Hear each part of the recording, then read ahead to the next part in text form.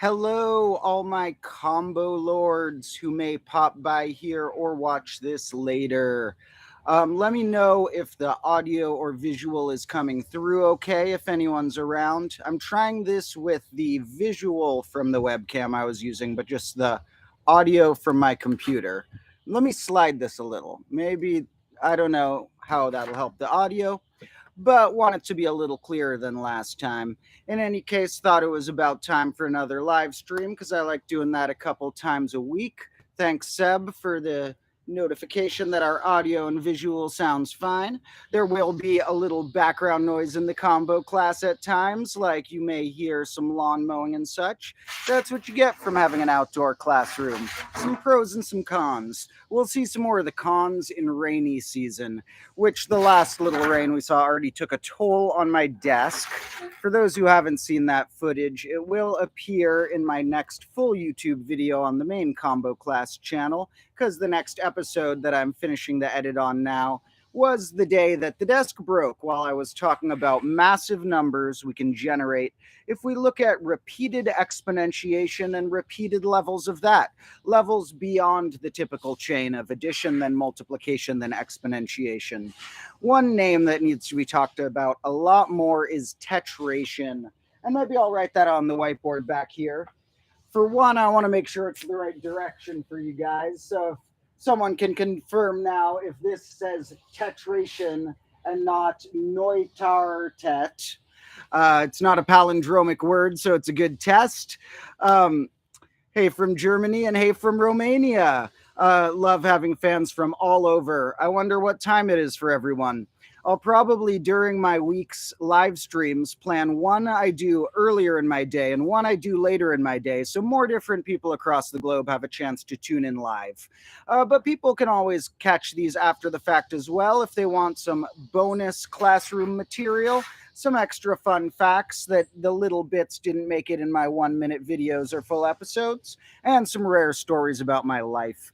Some of the life stories will probably become full episodes once I figure out, compiling all my footage from rare events from the past and coming to terms with what arcs of lessons I've learned from certain rare things in the past.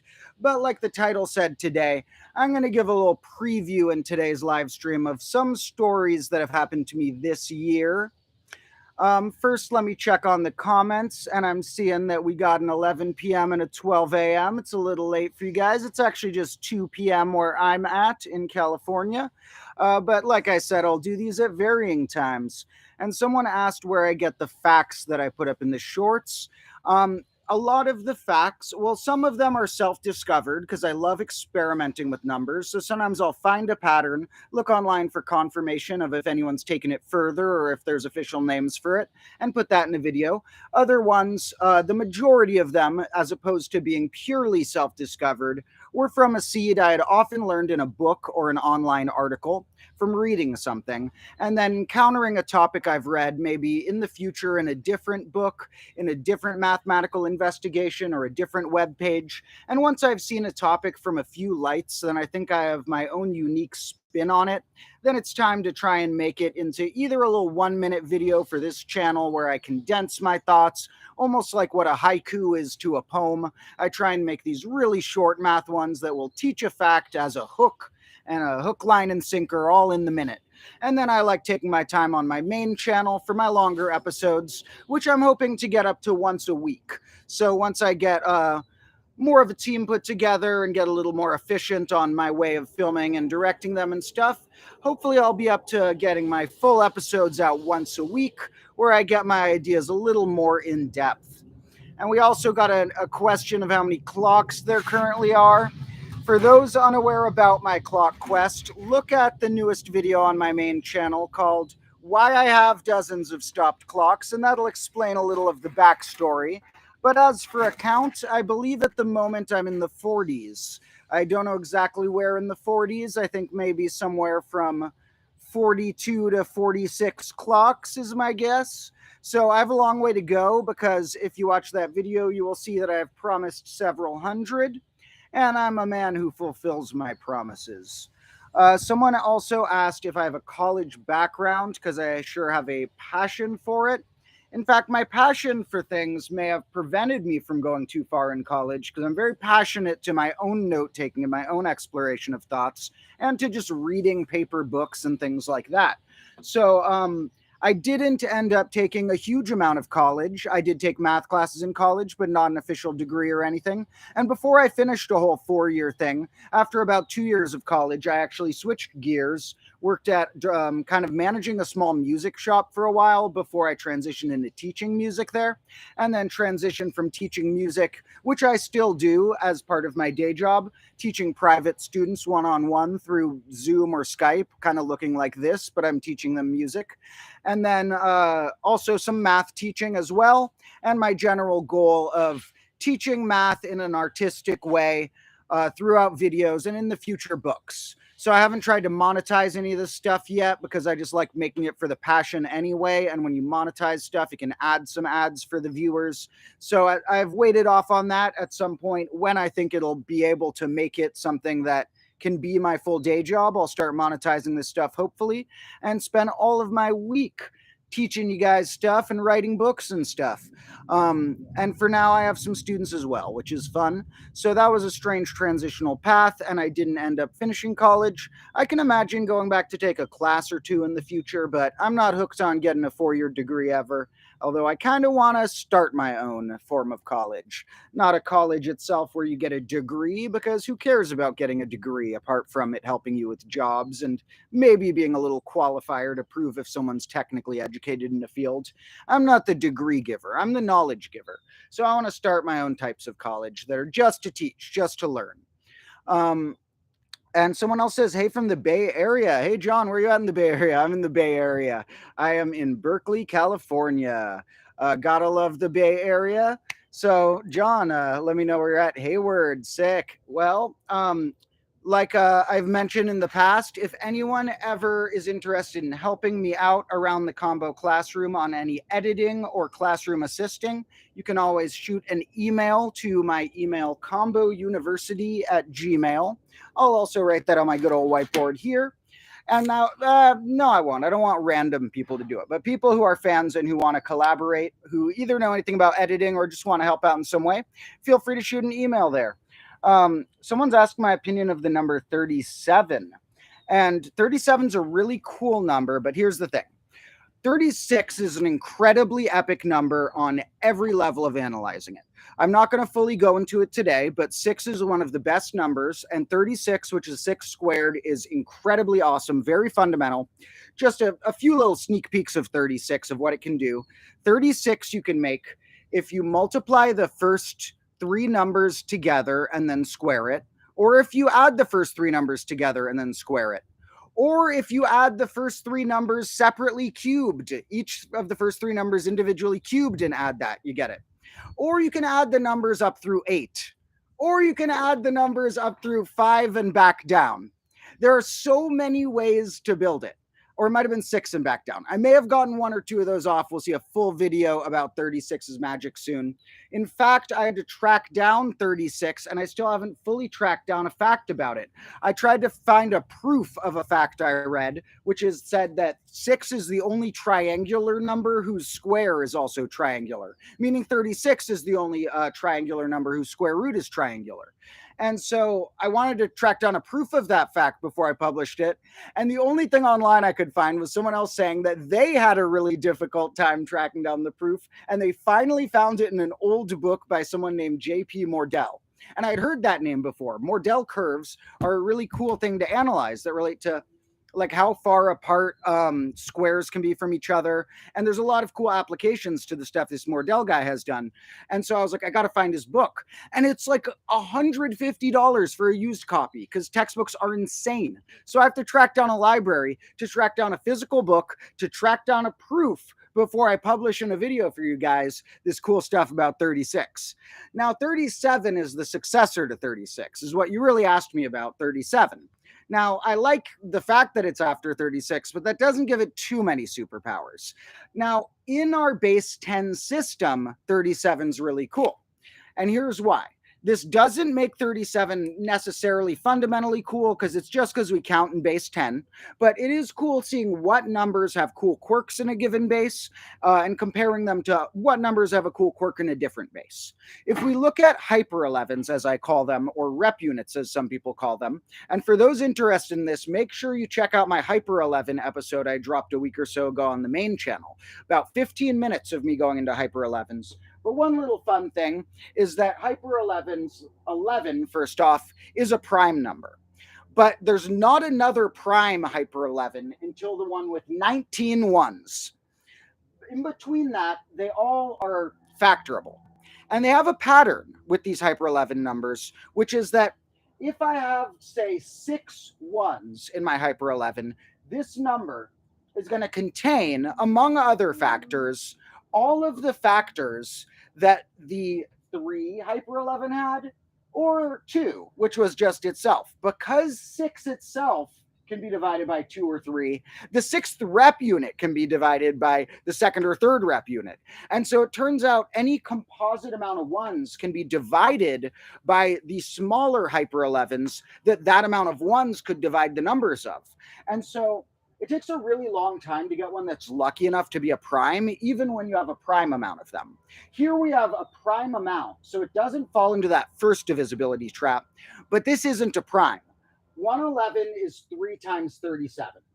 And so 37 ends up being cool because if you take a number like, say, 666, and I could have done 777 or 888. I could have done any of these if I take a rep unit of 3 digits and I divide it by its digit sum, the sum of the digits. These add to 18. These add to 21. And if I divide that, then I end up hitting 37, the constant there. And that's because if we divide the digit sum, each digit adds up, canceling itself down to 1, basically. And then we're left with the 111 divided by the amount of digits. And that leaves us always, both of these are equal, 888 over its digit sum is equal, they're all 37. So in our base 10 system, 37 shows up in some nifty places. Now, I don't love base 10, so I will say that out of all of the integers, 37 isn't necessarily the star. However, I think I might be missing a few facts that I remember about it because 37 is notable. I'm writing a book right now, one of my fiction books, where it relates to some names, possibly related to an alien planet or something that you'll see, maybe named after prime numbers, in a whole new societal naming convention I invented. You'll have to wait for my book Unprankable to read that, about my multidimensional prank war, fictional, but contains a lot of math.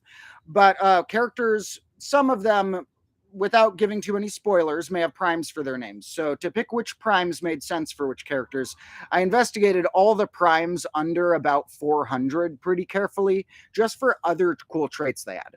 Now, 37, pulling up some notes about it, it wasn't like the coolest of all of them. It didn't have an insane amount of traits. So I would say 37's coolest trait is that 111 thing it does in base 10, but there are other cool things 37 can do as well. That's a long sidetrack, but that's how I go with numbers. If anyone asks me about another number, they'll probably get their own 5 minutes about that number. Someone's asking Clocks and Dice what's coming next. Mirrors. You may have read the future. I actually have notes of certain things I symbolically love, which also show up in my fiction books I'm writing a lot. And since I symbolically love certain things that also often contain math and contain philosophy to me as well, mirrors are on that list, as well as doors and keys, eyes, fire, which you may have seen, water, and there are certain other tropes you may encounter in large scales in the future. So mirrors could be the theme of a possible grade. You actually are on a good track. Now, that will make filming harder. I actually was going to put some mirrors out here, and then I realized it's going to show the cameraman in every shot. That'll be hard to avoid. And so it doesn't always look that great to see the cameraman in every shot. So I held off on the mirrors for now. However, mirrors are cool. They will show up in the future. And I do want in different grades of my combo class. Right now we're in grade -1. And I have consciously kind of stuck extra to my themes of fire, clocks, and dice. And even though I love those and those will still be in massive quantities in future grades, we'll see. There are other themes. There could be a grade with a lot of like checkerboard floors and a lot of game pieces, for example. That could be grade -3 for all we know. Someone else saying portals. Yeah, portals are pretty awesome. I would love to have some portals. There's a little spot in my yard I call my portal because the cats go through it into the neighbor's yard. And the neighbors weren't the biggest fans of the cats. They were cool with them going in. But the cats kind of have a battle with these crows that the neighbors like they don't own them, but it's almost pets of them because they put out peanuts and do these calls. And the crows come back each year, like each season. There's a while where the crows nest in the tree and they take the peanuts, come to the calls and stuff. So the crows that the neighbors kind of like half adopted don't always get along with the cats. And so the neighbors weren't that fond of the cats sneaking in there. So they tried to board up the portal. And either my cats or some raccoons or possums or something would always just break open the boards again.